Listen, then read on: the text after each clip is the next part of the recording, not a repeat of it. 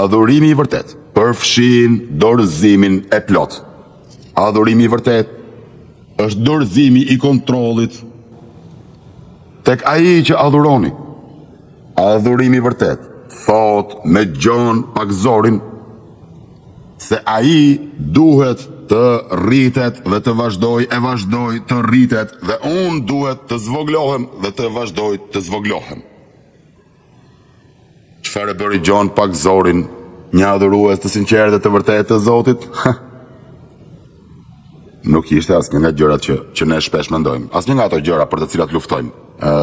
Unë e di se ne kërkojmë miratimin e njerëzve dhe kërkojmë pranimin e njerëzve dhe kërkojmë që njerëzit të kenë përshtypje të mira për ne, unë e di këtë. Ne kërkojmë lavdërimet e njerëzve dhe ne kërkojmë që njerëzit të na admirojnë. Më dëgjoni mirë, ju lutem, është e rëndësishme. Për sa kohë që këto janë gjërat më të rëndësishme në jetën tonë, ne nuk mund të jemi adhurues të sinqertë të Perëndisë. Për sa kohë të duam që njerëzit të përcaktojnë vlerën tonë, do ta kemi të vështirë që të njohim vlerën e vërtet të Perëndisë që ne adhurojmë.